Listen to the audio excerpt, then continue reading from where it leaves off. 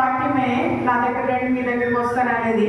దాని కింద వాక్యము నాకు బాగా నచ్చింది. దాని కింద వాక్యము దాని మీనింగ్ బాగుంది, దాని అర్థం బాగుంది. దాని కింద వాక్యము మరి మన మీటింగ్స్కి అవసరమైనదిగా నాకు అనిపిస్తూ ఉంది అది చదివిన ప్రతిసారి. పాపులారా మీ చేతులను శుభ్రము, మరొకసారి చెప్తారా, శుభ్రం చేసుకునేది. ఈ 3 దినాలు మన చేతుల్ని శుభ్రం చేసుకునే సమయం. తన వాక్యాల ద్వారా మన చేతులు, అంటే చేతులు ఒకటే కాదు కానీ మన దేహాన్ని అంతా ఏం చేసుకోవాలి, శుభ్రం చేసుకుంటున్నామా? మరి చెప్తున్న వాక్యాన్ని బట్టి మన హృదయాన్ని, మన చేతుల్ని శుభ్రం చేసుకునే వారిగా మనం ఉంటున్నామా? 2వ వాక్యం ఏంటుంది, ఏమందమ్మా? మన హృదయములను విమర్శకులారా మీ హృదయములను పరిశుద్ధపరచుకొనుడి. 2 తలంపులు, 2 మనసులు, 2 విధాలమైన మాటలు, 2 విధాలైన పనులు, 2 విధాలైన చూపులు, 2 విధాలైన ప్రవర్తన ఎవరైతే ఉన్నారో వారితో మాట్లాడుతూ ఉన్నాడు. మీ మనస్సుని ఏం చేసుకోవాలంట? మీ హృదయాన్ని పరిశుద్ధపరచుకునండి, పవిత్రపరచుకునండి అని మాటలు మాట్లాడుతూ ఉన్నాం. మనలో ఎలాంటి వాళ్ళు ఎవరైనా ఉంటారంటారా? మన చేతుల్లో పరిశుద్ధపరచుకునే వాళ్ళు, మన చేతుల్లో పాపం ఉన్న వాళ్ళు, మనసు కలిగిన వాళ్ళు ఉన్నామా? మన సంఘంలో ఉన్నామా? అమ్మా వెంటనే చెప్పట్లేదు, ఉన్నామా? ఉన్నాము. కాబట్టి వాక్యము తెలియచేస్తా ఉంది. విమర్శ కలిగిన వారు ఉన్నారు, 2 మనసులు కలిగిన వారు ఉన్నారు. ఇక్కడ ఉంటున్నాము, దేవుడి సన్నిధికి వస్తున్నాము, వాక్యం విన్నాము అనుకుంటున్నాము కానీ వేరే మనసు, వేరే ఆలోచన మనం కలిగి ఉండేవారిగా ఉంటాం. పైకి మరి వేరేగా మాట్లాడతాం కానీ మనసులో వేరే ఉద్దేశాలు కలిగిన వారిగా ఉంటాం. చాలాసార్లు మరి ఇప్పుడు అనుకోకుండా మరి లాస్ట్ రోజు భోజనాలు అనుకున్నారంట. నాకు తెలియదు, నిన్న రాత్రి తెలిసింది నాకు. లాస్ట్ రోజు కదా భోజనాలు పెట్టుకుందాం అనుకున్నారంట. అందరూ డబ్బులు కలెక్ట్ చేస్తా ఉన్నారు, డబ్బులు ఇస్తా ఉన్నారు. ఒకసారి ఆలోచన చేయండి, ఎంతమంది హృదయపూర్వకంగా డబ్బులు ఇస్తున్నారు? కొంతమంది అనుకుంటారు హృదయపూర్వకంగానే ఇస్తారు, కొంతమంది 2 మనసులు. ఇప్పుడు అంత అవసరమా, ఇప్పుడు మా దగ్గర డబ్బులు లేవు కదా, ఇప్పుడు ఇవ్వాలా, ఇప్పుడు పెట్టుకోవాలా, ఇవ్వకపోతే ఏమనుకుంటారో, ఇస్తే ఇవ్వక తప్పదు కాబట్టి ఇచ్చేవాళ్ళు కొంతమంది ఉంటారు. అందరూ నేను అనట్లేదు, బైబిల్ అందరి గురించి అందరితో మాట్లాడినప్పుడు మరి అందరూ అలాంటి వారిని మాట్లాడదు కానీ ఇలాంటి మనసు కలిగిన వారు కొంతమంది ఉంటారు. ఇవ్వకపోతే కొన్ని ఇవ్వలేదు అని ఏదైతే చూపిస్తారు కాబట్టి ఇవ్వాలి అనుకునే వాళ్ళు కొంతమంది, తప్పదు కదా ఇవ్వాలి అనుకునే వాళ్ళు కొంతమంది. ఇది ఎలాంటి మనసు? మనసు 2 రకాల మనసు. ఇలాంటి మనసు కలిగిన వారు, మన చేతులతో పాపం ఉన్నవారు ఈ 3 రోజుల మీటింగ్ లో మనం ఏం చేసుకోవాలి? వాటిని శుభ్రం చేసుకోవాలి, కడుక్కోవాలని బైబిల్ సెలవిస్తా ఉంది, బైబిల్ మాట్లాడుతూ ఉంది. మనం కడుక్కుంటున్నామా? సరి చేసుకుంటున్నామా? ఏదో వస్తున్నాం కదా, విన్నాం కదా, వెళ్ళిపోదాం కదా అని కాదు, దానికోసం కాదు ఈ మీటింగ్స్. కానీ మన హృదయాలను, మన మనస్సులను ఏం చేసుకోవాలి? ఎప్పుడు శుభ్రం చేసుకుంటామమ్మా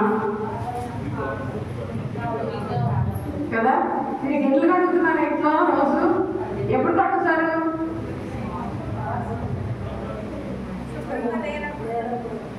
మురుగ్గా ఉన్నప్పుడు, అపశుభ్రంగా ఉన్నప్పుడు. ఇంకా చెప్తున్నారమ్మా, మీరు బట్టలు ఉతుకుంటారా? ప్లేస్ చేసి ఎప్పుడు ఉతుకుతారు?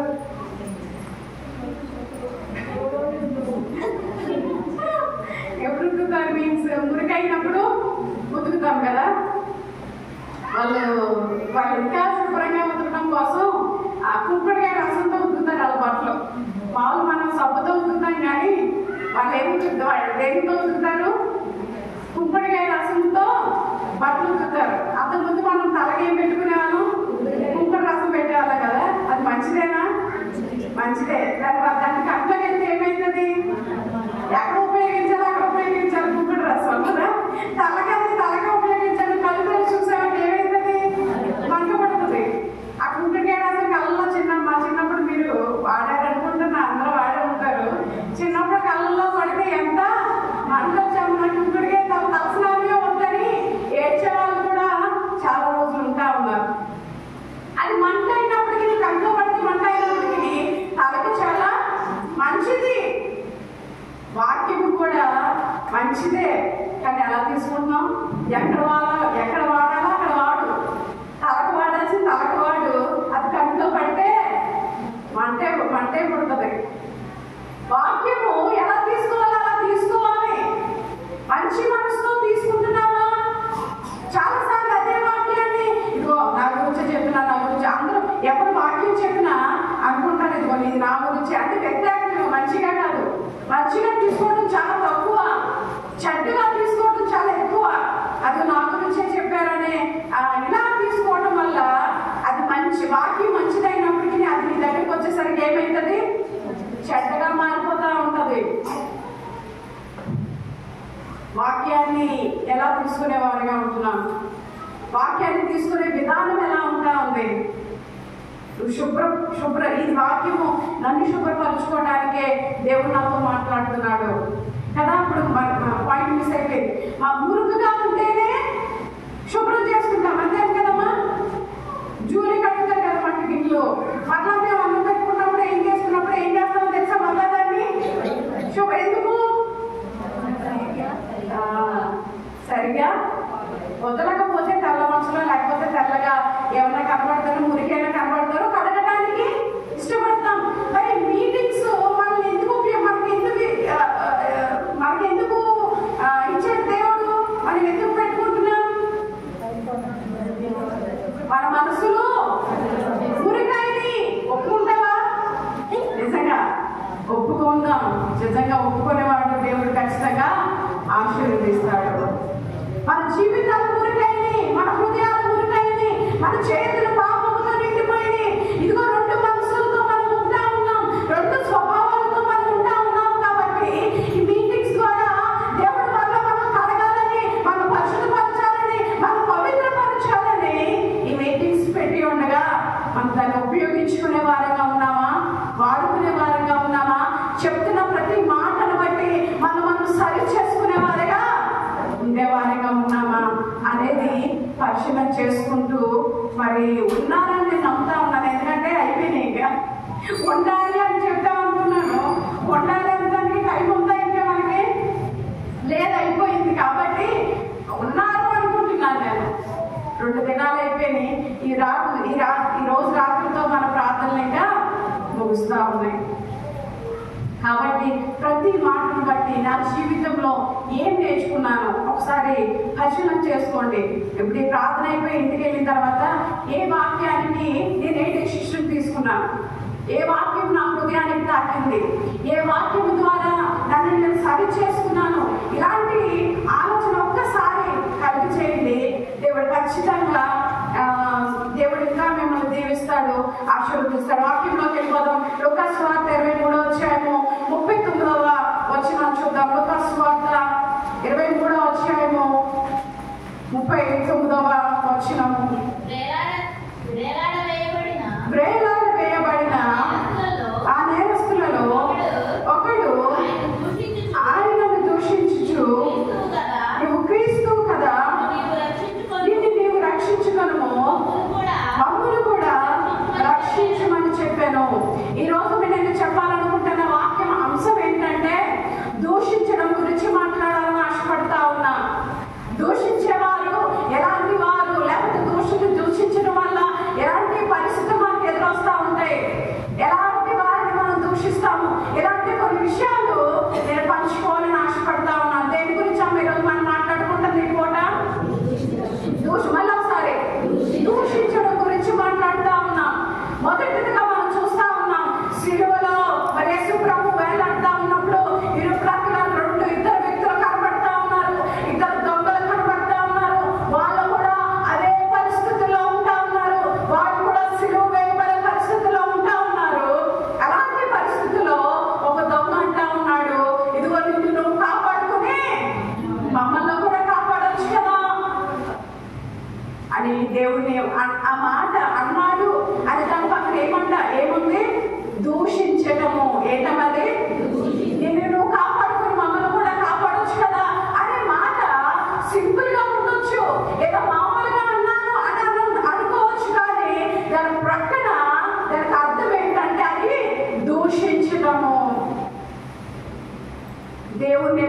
దూషించేవాడిగా ఈ దొంగ కనబడతా ఉన్నాడు. మనము కూడా చాలా సార్లు మనం దేవుని దూషించేవారిగా ఉంటామా? ఎప్పుడైనా దేవుని దూషించామా? అందరం ఇదే అంటాం, దూషించలేదు.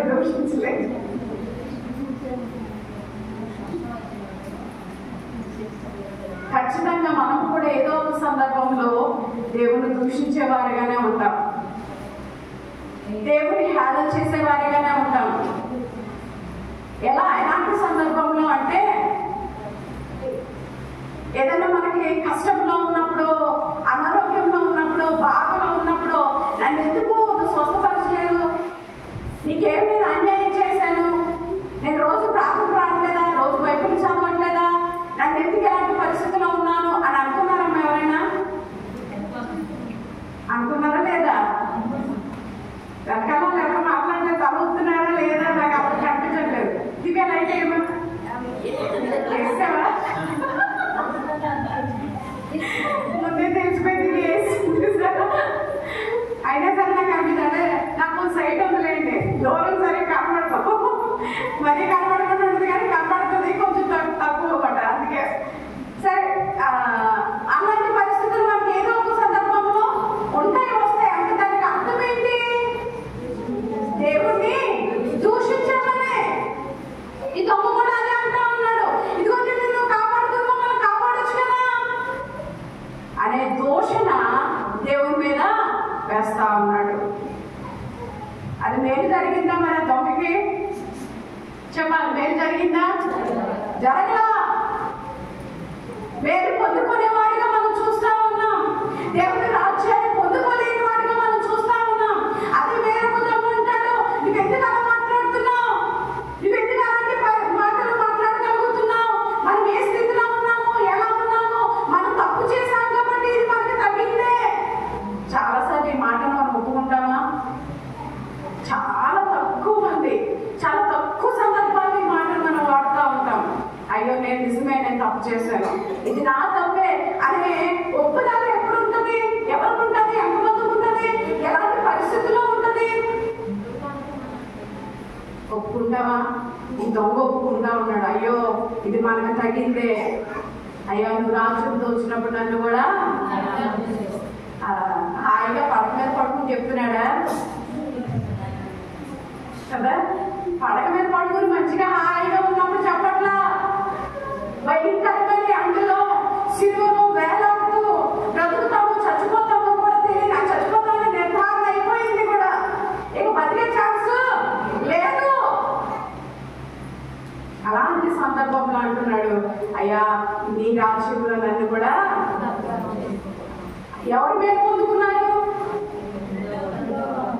దూషించేవాడు మేలు పొందుకున్నాడా? లేదు. నువ్వు దేవుణ్ణి దూషించినట్లయితే నీకు మేలు రాదు, నువ్వు మేలు పొందుకోలేవు, దీవెనలు పొందుకోలేవు, ఆశీర్వాదాలు పొందుకోలేవు. దేవుణ్ణి పూర్తిగా నువ్వు నమ్మాలి, అది ఎలాంటి పరిస్థితి అయినప్పటికీ కూడా. ఈ రెండో దొంగ కూడా మరి ఇంకో దొంగ ఆ చచ్చిపోతాననే నిర్ధారణకు వచ్చేసాడు, ఇక నేను బతికే ఛాన్స్ లేదనుకున్నాడు. అలాంటి సమయంలో దేవుని పూర్తిగా నమ్మగలిగాడు. ఏమని? ఆయన్ని ఖచ్చితంగా రెండోసారి వస్తాడు, ఆయనకు ఒక రాజ్యం ఉంది, ఆ రాజ్యంలో నన్ను కూడా చేర్చుకుంటాడు. కష్టంలో ఆ నమ్మకం చాలా ఇబ్బంది. కష్ట సమయంలో దేవుని దూషించేవారుగా ఉంటున్నావా? నమ్మేదానిగా ఉంటున్నావా? దేవుని హానం చేసేవారుగా ఉంటున్నావా? ఆయన వైపు నడిచేవారుగా ఉంటున్నావా?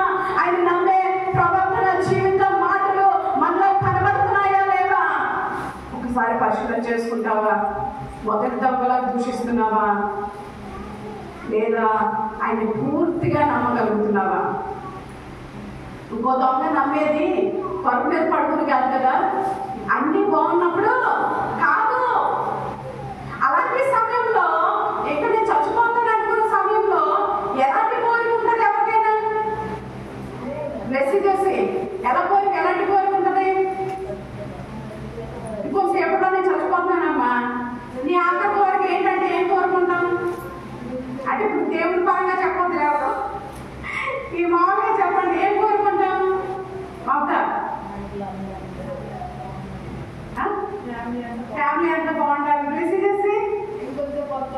ఇంకొంచెం బతకాలని కోరుకుంటాం. వెరీ గుడ్, అది కరెక్ట్ ఆన్సర్ కదా. నువ్వు కూడా అదేనా లేదేదా? ఇక మీరు చెప్పండి, ఏం కోరుకుంటాం? చావు ఆఖరి అంచులో ఉన్నప్పుడు ఏం కోరుకుంటాం? బ్రతికితే ఎవరికైనా ఏం కోరుకుంటుంది? నేను బ్రతకాలి, బ్రతికితే బాగుంటాను కోరుకుంటాం. కానీ ఒక దొంగ అదే కోరుకుంటా ఉన్నాడు. ఇంకో దొంగ దాన్ని చూడట్లేదు, కానీ చనిపోయిన తర్వాత దేవాని రాజ్యంలో నన్ను చేర్చుకో, జ్ఞాపకం చేసుకో అనే ఆశను కోరికను మనం చూస్తా ఉన్నాం. ఈ మాట మనం చెప్పగలుగుతామా? అమ్మో నా పిల్లలు అయిపోతున్నారు. ఎగ్జాంపుల్ ఆఖరి గడిలో మనకుంటే నా పిల్లలు ఏమైపోతారో, నా భర్త ఏమైపోతాడో, నా పిల్లలు ఎవరు చూసుకుంటారో, ఇలాంటి ఆలోచనలు వస్తాయి. కానీ అయ్యో నేను దేవునికి ఇష్టంగా ఉన్నానా లేదా, ఈ దేవుని రాజ్యంలో చేరే దాంట్లో ఉన్నానా లేదా, నా ప్రవర్తన ఎలా ఉందో, నా మాటలు ఎలా ఉన్నాయో, నేను దేవుని రాజ్యాన్ని చేరే ప్రవర్తన క్రియలు నాలో ఉన్నాయా? ఇలాంటి ప్రవర్తన, ఇలాంటి ఆలోచన మనలో కనబడుతుందా? దేవుని దూషించే వారిగా ఉన్నాము. ఒకసారి జాగ్రత్తగా పరిశీలన చేసుకో. చిన్న ప్రార్థన చేసుకో. యేసయ్యా నన్ను క్షమించు, ఇదో పలానా పరిస్థితుల్లో నిన్ను దూషించానయ్యా, ఇలాంటి మాట నేను మాట్లాడాను, దయతో నన్ను క్షమించు అనే మాటను నువ్వు చెప్పు. ఇప్పుడే వెంటనే ప్రార్థన చేయి. ఖచ్చితంగా దేవుడు నీకు సహాయం చేస్తాడు, విడిపిస్తాడు, విడుదల దయచేస్తాడు. మరొక మాటను మనం చూద్దాం. కీర్తన గ్రంథము 101వ అధ్యాయము 5వ వచనం చూద్దాం. కీర్తనలు 101వ అధ్యాయము 5వ వచనం చదవమ్మా. తన పొరుగు వారిని చాటున దూషించు వారిని నేను సంహరించేదను. చాలమ్మా, ఇక్కడ మాట్లాడుతూ ఉంది వాక్యము, తన పొరుగు వారిని చాటున దూషించేవాడు. తన పొరుగు వారిని చాటున అంటే ఏంటి? వెళ్ళిపోయిన తర్వాత అక్కడ లేనప్పుడు దూషించడము, మాట్లాడటము, ఇది ఎలాంటిదంట? మంచిదా మంచిది కాదని చెప్తుందా బైబిల్? మంచిది కాదు. నీ పొరుగు వారి గురించి నువ్వేం మాట్లాడద్దు, మాట్లాడకుండా ఉండటానికి ప్రయత్నం చేయి. ఈ వాక్యం చదువుతా ఉన్నప్పుడు నేను నా మనసులో ప్రార్థన చేసుకున్నాను, ప్రభు ఇలాంటి మాటలు నాకు రానివ్వద్దు. ఈ మాట చదువుతున్నప్పుడల్లా నేను ప్రార్థన చేసుకుంటా ఉన్నాను, ప్రభు నాకు ఇలాంటి మాటలు రానివ్వద్దు, ప్రభు నన్ను క్షమించు, నాకు ఇలాంటి మాటలు రానివ్వద్దు అని నా మనసులో నేను ఒక్కోసారి నలిగిపోతా ఉంటా ఉన్నాను. ఎందుకు చెప్పండి? ఇలాంటి పరిస్థితి ఎవరికైనా రాకుండా ఉంటుందా? నాకు రాలేదన్నా చూపిస్తారా ఒకసారి? నేను నా పొరుగువాడు లేకుండా నేను నా గురించి మాట్లాడాను, వాళ్ళు దూషించాను అనే వాళ్ళు ఎవరు ఉన్నారా? దూషించలేదు అన్న వాళ్ళు ఎవరు ఉన్నారా? నా మాట అర్థమైందా? ఇంకోసారి చెప్పరా? దీవెన అర్థమైందన్నమాట. దీవెన అర్థమైందా? ఎవరు ఉన్నారా మరి అలాంటి వాళ్ళు? ఎవరు కూడా నాకు తెలిసి ఎవరు కూడా ఉండరు. ఏదో ఒక సందర్భంలో మన పక్క వాళ్ళ గురించి వాళ్ళు లేకుండా వేరే వాళ్ళతో మనం ఏదో ఒకటి మాట్లాడతానికి ఇష్టపడము. ఒక్కోసారి సందర్భాలు వస్తూ ఉంటాయి, మాట్లాడే పరిస్థితులు వస్తూ ఉంటాయి. కానీ దేవుడు అంటున్నాడు అలాగా మాట్లాడొద్దు. దేవుడు అలాంటి వాడిని ఏం చేస్తాను అంటున్నాడట? సంహరించేదను. అది మామూలుగా మాట్లాడుతున్నాం అనుకుంటాం, కానీ మనము వాక్యం ఏం చెప్తుంది కదా, అలాంటి వారిని దేవుడు సంహరించడం అంటే ఏంటమ్మా? దీవెన సంహరించడం అంటే ఏంటి?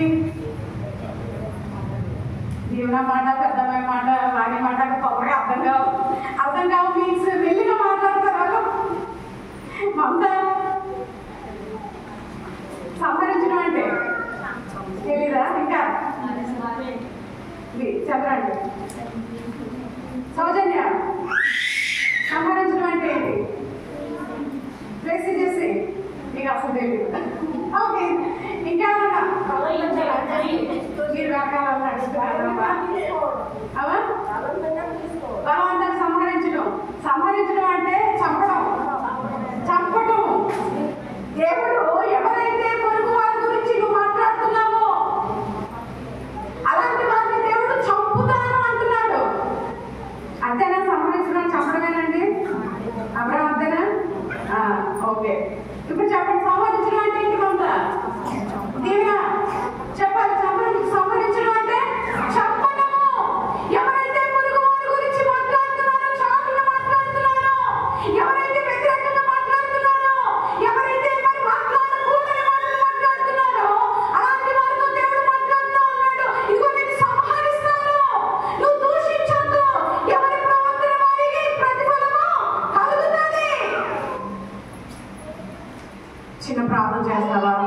యేసయ్యా నా పొరుగు వారి గురించి నేను మాట్లాడకుండా సహాయం చేయి.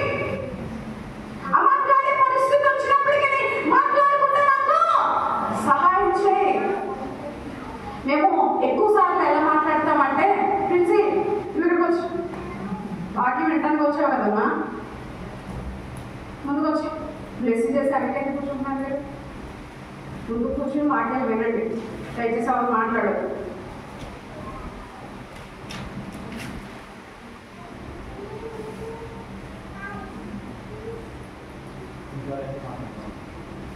కొన్నిసార్లు మేము మాట్లాడే పరిస్థితులు వస్తూ ఉంటాయి.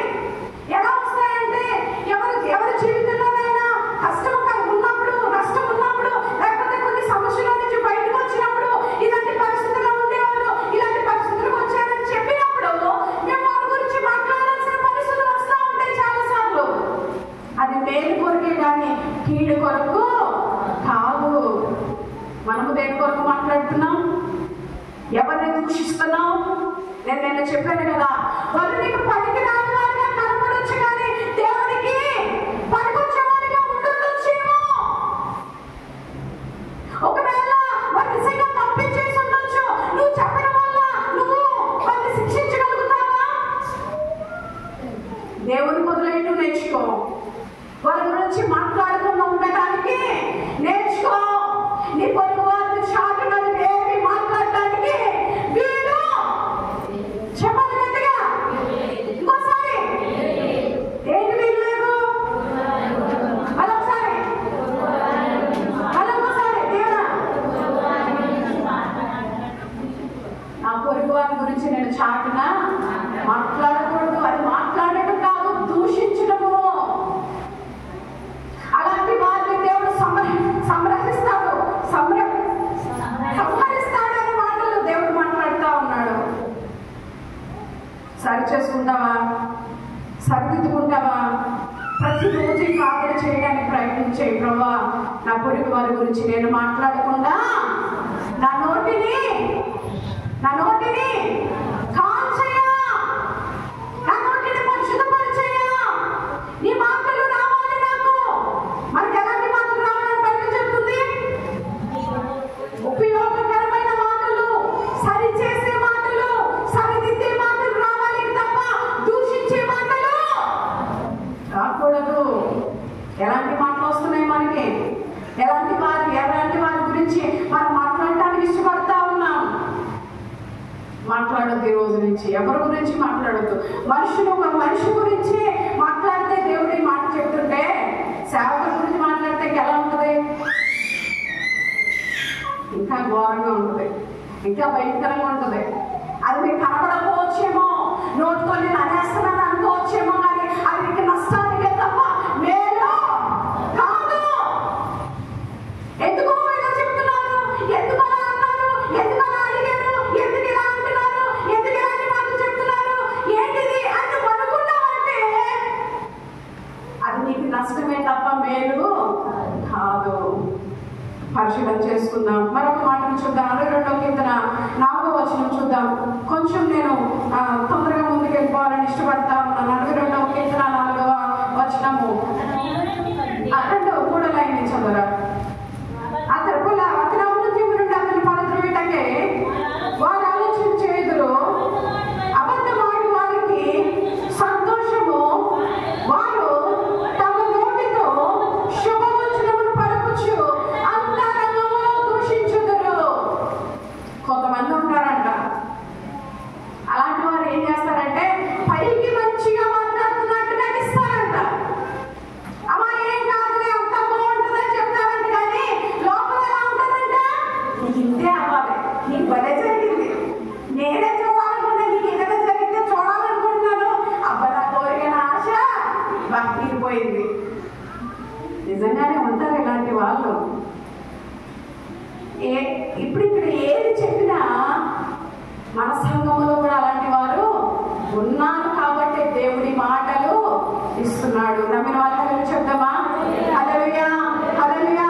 దేవుడు ఇస్తున్నాడు. నేను కాదు నేను అలా చేయడం అనుకోవద్దు. పరిశీలన చేసుకో, పరీక్షించుకో. నువ్వు పైకి శుభవచనంలో మాట్లాడుతూ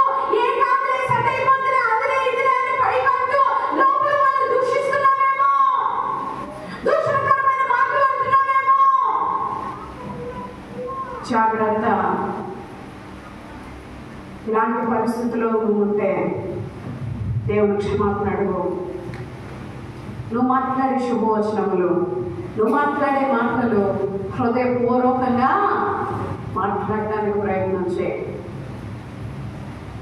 ప్రభువా, అలాంటి మాటలు నాకు రానివద్దు అనే మాటలు పలకడానికి మరి సిద్ధపడు. దేవుడు ఖచ్చితంగా సహాయం చేస్తాడు. మరొక మాటను మనం చూద్దాం. కొంచెం తొందరగా నేను ముందుకు వెళ్ళిపోతా ఉన్నాను. యెషయా 1వ అధ్యాయము 4వ వచనం చూద్దాం. యెషయా 1వ అధ్యాయము 4వ వచనము. పాపిష్టి జనమా, మోసపూరితమైన ప్రజలారా, చెరుపు చేయు పిల్లలారా, మీకు శ్రమ, వారి యెహోవాను విసర్జించి ఉన్నారు. ఇశ్రాయేలు యొక్క పరిశుద్ధ దేవుని దూషింతురు. చాలమ్మా, ఇక్కడ మాట్లాడుతూ ఉంది వాక్యము. దూషించే వారిని దేవుడు మంచి పేరుతో పిలుస్తున్నాడు. ఇలాంటి ప్రవర్తన కలిగిన వారిని కొన్ని పేర్లు పెట్టాడు దేవుడు. అవి ఏం పేర్లు అంట? పాపిష్టి జనమా. చెప్పండి నాతో పాటు. అబ్బా, చాలా మంచిగా వచ్చింది వాయిస్. ప్రభుత్వాన్ని చెప్పావా? పాపిష్టి జనమా. తర్వాత పడండి, దోషభరితమైన ప్రజలారా. అయ్యో, మరి తగ్గిపోయింది. దోషభరితమైన ప్రజలారా, పాపిష్టి జనమా అంట. ఇంకోటేంటి?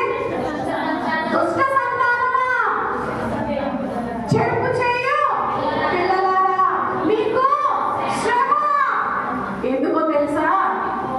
యెహోవాను దూషించారు, యెహోవాను త్రోసివేస్తున్నారు, దేవుని నామానికి అవమానంగా ఉంటున్నారు, దేవుని నామానికి వ్యతిరేకంగా ఉంటున్నారు. బాగున్నాయమ్మా పేర్లు? మన బయట పేర్లు కానీ ఈ పేర్లు బాగున్నట్టున్నాయి. దేవుల్లో సరి చేసుకున్నాం. మనము దుష్ట సంతానంగా ఉండకూడదు, పాపిష్టి జనముగా ఉండకూడదు. అలాంటి పేర్లు కాదు దేవుడు మనకి ఇచ్చింది కదమ్మా. ఆయన విలువైన రక్తము చేత మనం కడిగింది, కొన్నది. ఇలాంటి పేర్లు పిలిపించుకోవడానికి కాదు. దేవుడు మనల్ని ఎన్నుకుంది, కోరుకుంది ఆయనకి ఇష్టంగా ఉండటానికి, ఆయనకి నమ్మదగిన బిడ్డలంగా ఉండటానికి మాత్రమే. మరొక మాటను చూద్దాం. యోబు గ్రంథం 1వ అధ్యాయము 11వ వచనం చూద్దాం. యోబు గ్రంథం 1వ అధ్యాయము 11వ వచనము. అయినను నీ చేయి చాపి నీకు కలిగిన సమస్తమును మొత్తిన ఎడల అతడి నీ ముఖం ఎదుటనే దూషించి నిన్ను విడిచిపోను అని యెహోవాతో అనగా. ఇక్కడ ఎవరు ఏ సందర్భం జరుగుతుందమ్మా? ఇది మనందరికీ చాలాసార్లు తెలిసిందే. బ్లెస్ చేస్తే మీకు తెలుసా యోబు గురించి? స్టోరీ చెప్తే గుర్తొస్తుందేమో. ఇక్కడ ఏ సందర్భం జరుగుతుంది? ఎవరెవరు మాట్లాడుకుంటున్నారు? చదవండి, బైబిల్ చదువులో చెప్పండి. అపవాది దేవునితో మాట్లాడుతూ ఉన్నాడు. ఏమని అంటా ఉన్నాడు? నీ చేయి చాపి అతని కలిగిన సమస్తమును మొత్తు, అప్పుడు ఆయన నిన్ను దూషిస్తాడు. ఎవరు దూషిస్తారంట? యోబు గురించి ఇక్కడ మనం మాట్లాడుకుంటా ఉన్నాం. ఇదిగో నువ్వు చాలా ఆస్తి ఇచ్చావు కదా, అందుకే నేను స్తుతిస్తున్నాడు. అతనికి అంతా బాగుంది కదా, అందుకే నేను స్తుతిస్తున్నాడు. ఒకసారి ఆస్తి అంతా తీసేసి చూడు, వాడు ఏం చేస్తాడంట? దూషిస్తాడు అని చెప్తుంది వాక్యం. ఇది మనం ఎలా అర్థం చేసుకోవచ్చు చెప్పనా? మనకి ఏదైనా నష్టము కలిగినప్పుడు, కష్టము కలిగినప్పుడు, లేకపోతే ఆపదలు ఉన్నప్పుడు, ఆర్థికంగా ఇబ్బందులు ఉన్నప్పుడు దేవుని దూషిస్తూ ఉంటాం చాలాసార్లు. అవునంటారా కాదంటారా? ఇది ఎప్పుడో దేవుడు రాసి పెట్టేశాడు.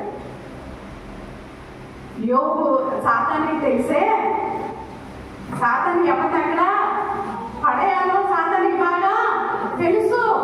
అవి ఎప్పుడో మాట చెప్తా ఉంటారు, గుర్తుందా మీకు? దేవుడు సాతాను మనల్ని ఎక్కువ విషయాల్లో పడేసేయాలనుకున్నది 2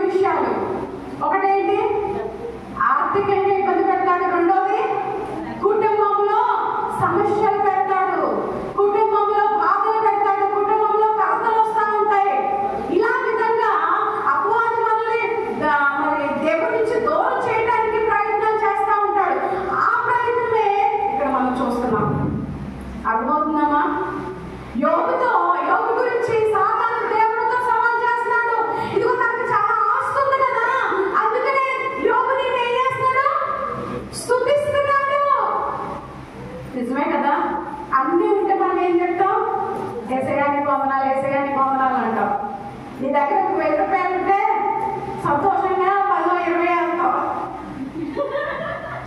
అంతేనా? అర్థమైందమ్మా? ఒక 1000 రూపాయలు ఉంటే సంతోషంగా ఒక 10-20 లేకపోతే 50 లేకపోతే 100 వేస్తావు. ఎందుకు? మిగతా డబ్బులు ఉన్నాయి కదా అని వేస్తావు. నీ దగ్గర 20 ఉన్నాయనుకో, ఎట్లా వేస్తావు చందా? కొంతమంది చిల్లర మీదకి తీస్తావు కదా. ఏదైనా ఒక రూపాయి అక్కడ ఉందేమో, ఎందుకంటే 20 ఉంది కదా, ఈ 20 ఖర్చు పెట్టేస్తే ముందు నాకు ఏమో ఉంటుంది కాబట్టి 20 వేసేస్తే నాకు డబ్బులు లేదన్నట్టు ఈ చచ్చిపోతాను అన్నట్టు ఫీల్ అయిపోయి ఆ డబ్బులు వేయకుండా దాచేసుకుంటా ఉంటాం. అన్ని ఉన్నప్పుడు దేవుని స్తుతిస్తాము, కానీ ఇక్కడ ఏమి వాక్యం చదివిస్తా ఉందంటే లేని సమయంలో నీ దగ్గర 20 ఉన్నప్పుడు ఆ 20 రూపాయలు దేవునికి ఇవ్వడానికి ఇష్టపడతావా? నీకు సమయం లేనప్పుడు ఆ సమయాన్ని దేవునికి ఇవ్వడానికి ఇష్టపడతావా? ఈ మీటింగ్స్ టైంలో సెలవు పెట్టుకున్న వాళ్ళని దేవుని సన్నిధిలో ఉంటాను, దేవుని వాక్యాన్ని వింటాను, ఇవి నా కొరకే అని ఆశతో నువ్వు వస్తున్నావా? అన్ని ఉన్నప్పుడు స్తుతించడం కాదు భక్తి జీవితం అంటే. కష్టంలో, బాధల్లో, సమస్యల్లో ఆయన వైపు చూడగలగాలి. సాతానుకు తెలుసు ఏ సందర్భంలో మరి మనుషులు దేవుడు దూషిస్తారో అని. అందుకని అంటున్నాడు, దేవుడు తన ఆస్తినంతా ఏం చేయాలంట? తీసేయి. అప్పుడు నేను ఏం చేస్తాడు? దూషిస్తాడు. ఈరోజు ఒక పరిశీలన చేసుకో. ఇంట్లో ఏదైనా నష్టము, కష్టము, బాధ కలిగినప్పుడు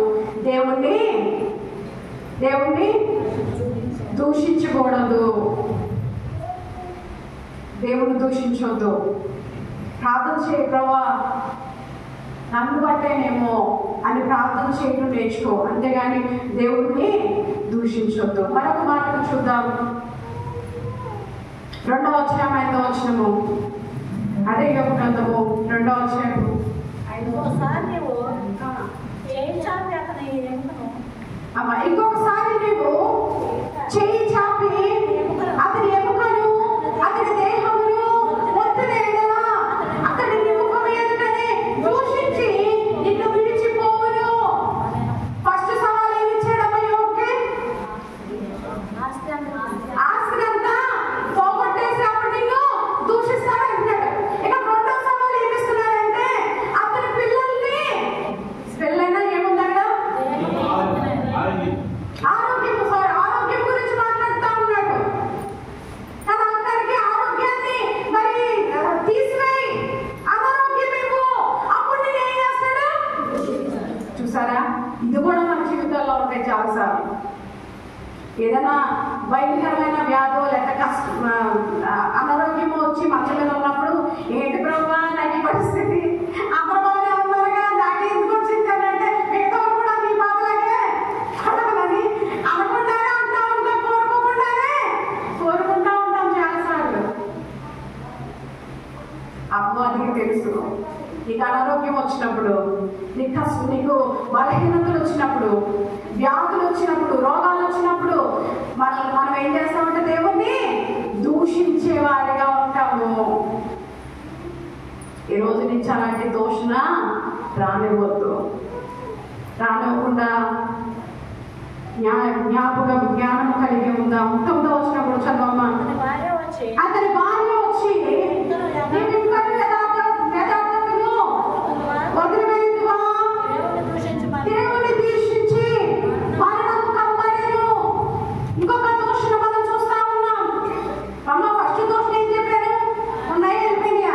ఫస్ట్ దూషణ ఏంటి? శిలువలో కలిగిన దొంగ దూషణ కదమ్మా. రెండో దూషణ ఏంటి? పొరుగువారి చాటున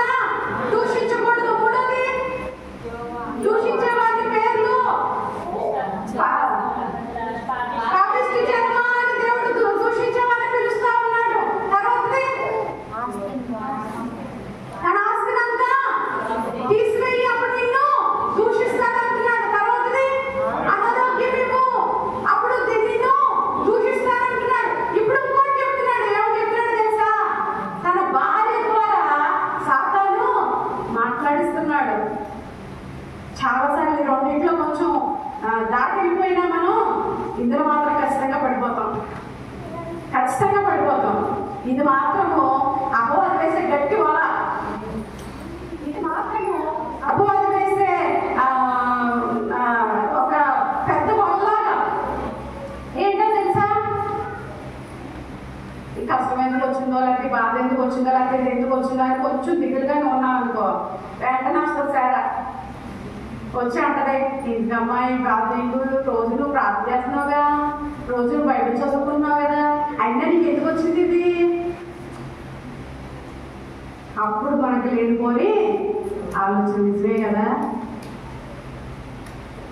నిజంగా యోగ పరిస్థితులు నువ్వు ఉంటే ఏం చేస్తావు? బ్లెస్సి చేసి గుర్తొచ్చేటప్పుడు యోగ గురించి ప్రిన్సిపల్ తెలుసుగా. ఇక్కడ ఏంటి? అదే పరిస్థితిలో యోగ ఉన్న పరిస్థితిలో ఆస్తి అంతా పోయింది, సంతానం అంతా పోయింది, అనారోగ్యము నైన్టీ చలికాలం వరకు స్వస్థత కొంచెమైనను లేకుండా వచ్చింది.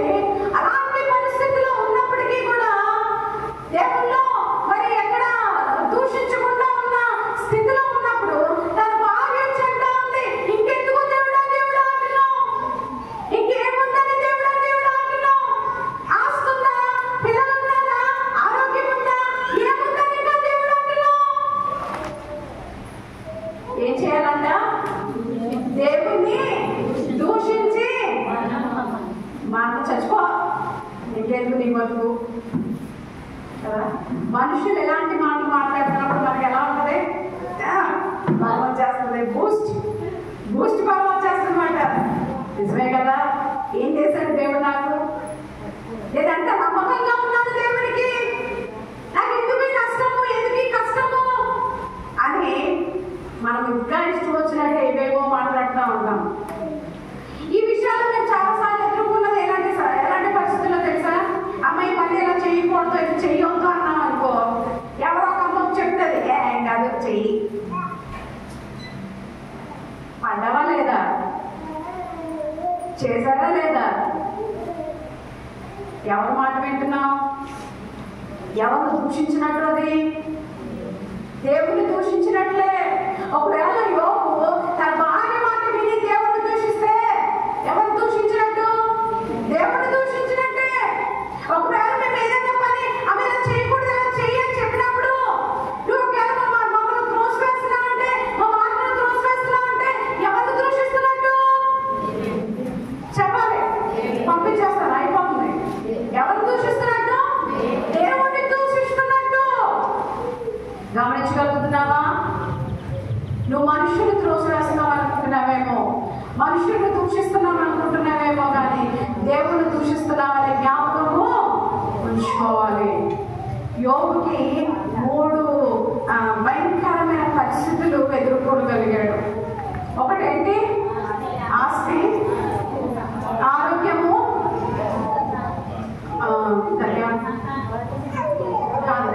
కుటుంబం ద్వారా కష్టము, లేకపోతే సూటుపోటి మాటలు, లేకపోతే మనం అడగద్రొక్కించే మాటలు. ఇలాంటి మాటల ద్వారా అమ్మవారు మన దేవుడిని దూషించేటట్లుగా చేస్తాడు చాలాసార్లు. నువ్వు అందరూ పడిపోతున్నావా? జారిపోతున్నావా? దేవుడిని దూషిస్తున్నావా? ఈరోజు ఒకసారి పరిశీలన చేసుకుందాం. ప్రభువా, అలాంటి మనసు నాకు రానివ్వద్దు. చేస్తాం వచ్చిన ప్రార్థన. మరొక లాస్ట్ వాక్యాన్ని మనం చూసి మరి ముగించుకుందాం. యెషయా గ్రంథం 65వ అధ్యాయము 7వ వచనము. యెషయా గ్రంథము 65వ అధ్యాయము 7వ వచనము. నిశ్చయముగా అమ్మా నీ దోషమును బట్టి నీ పితరుల దోషమును బట్టి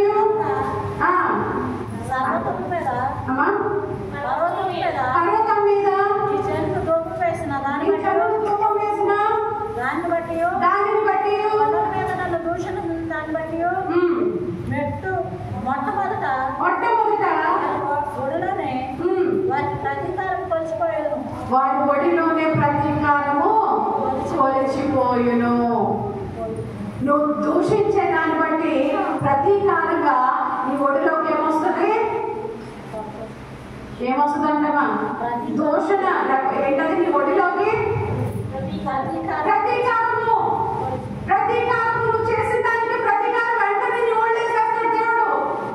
నువ్వేదైతే దూషించావో, ఏ దోషకరమైన మాటలు మాట్లాడావో, ఏ దోషకరమైన ప్రవర్తన చేసావో, ఏ దోషకరమైన చూపులు చూసావో, ఏ దోషకరమైన అడుగులు వేసావో, ప్రతి దానికి కూడా వెంటనే నీ ఒడిలో దానికి రిజల్ట్ వచ్చేస్తుంది.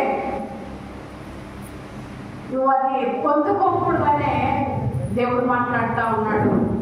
నువ్వు నష్టపోకూడదనే దేవుడు మాట్లాడుతూ ఉన్నాడు.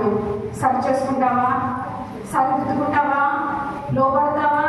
యేసయ్యా నిన్ను దూషించే ప్రవర్తనలో ఉండకూడదయ్యా. ప్రార్థన చేద్దాం, మొక్కరుద్దాం, అందరూ కళ్ళు మూసుకుందాం. అందరం కళ్ళు మూసుకుని దేవుడు